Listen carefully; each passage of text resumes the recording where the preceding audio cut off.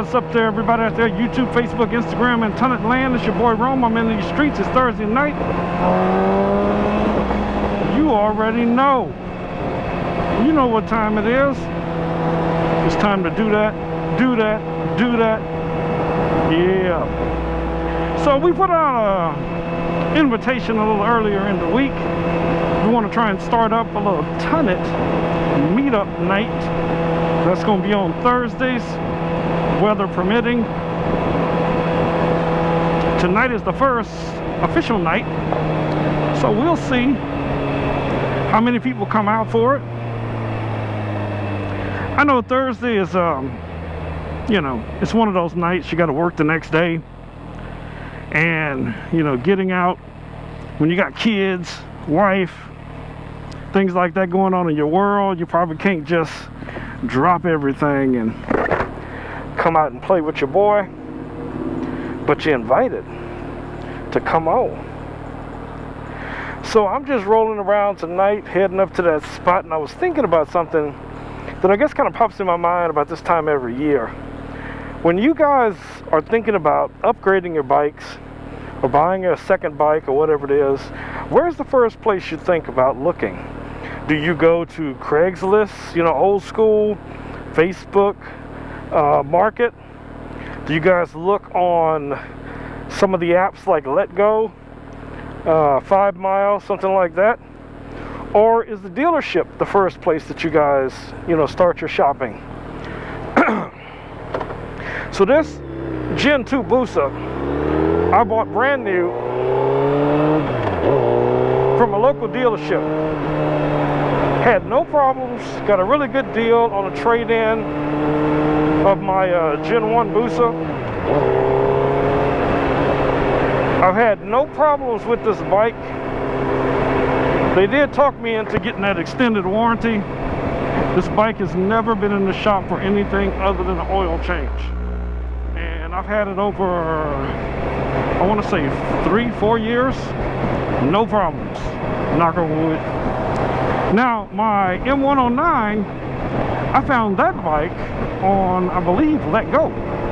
When I was looking for a cruiser, and I looked at quite a few of them. They're all about in the same price range, but the one that I found that I have, you know, I was really intrigued by, you know, the color scheme, the pipe array,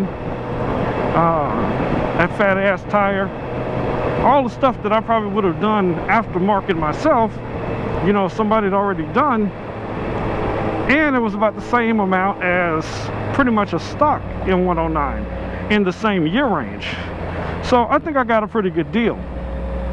But I have heard horror stories both ways, you know, really, really bad dealership experiences, really bad individual sales situations that pop up. So I guess my advice would be, do your research. Whatever bike you're looking for, do your research. Look at the reviews, Google the bike, Google the year, Google problems.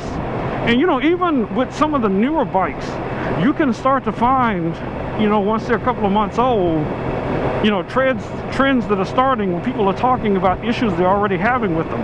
Just like one of the issues that was ongoing with the M109 is that you always seem to have oil leakage out of the left airbox. Well, in reality, where that problem came from is overfilling the bike. But if you fill it based on what Suzuki tells you, you're still going to have that oil problem. The bike is just going to be dropping oil out of that side filter. And eventually it'll go away because, you know, obviously, you know, eventually you'll blow all that oil, you know, excess oil out.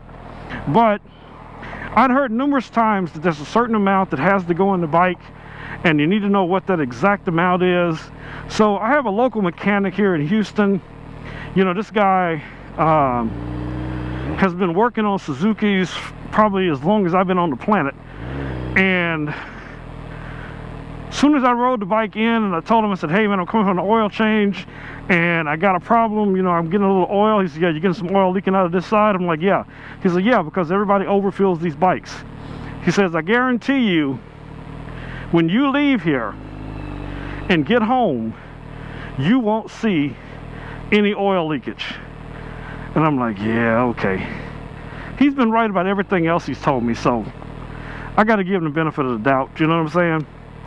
So I rode home, you know, normal speed, just the way I do, and pulled into the garage, parked it like I do, and just waited.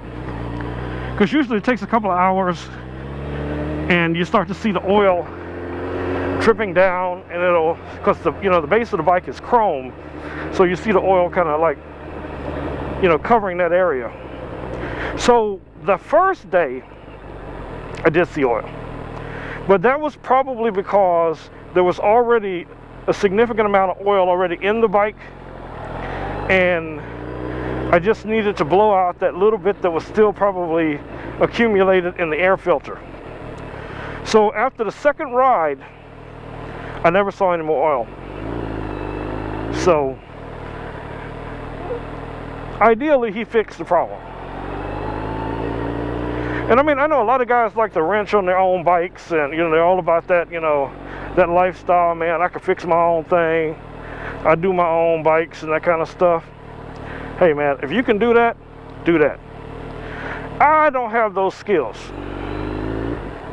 So generally what I do, you know, when it's time to fix one of these bikes, I take it to somebody who know what they're doing.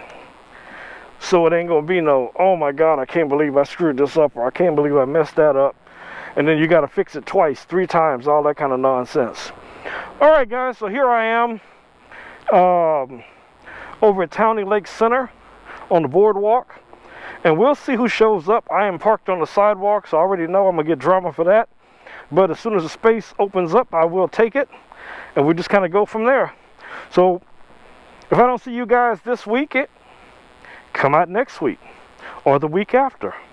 This is going to be an ongoing thing, so we will see you soon.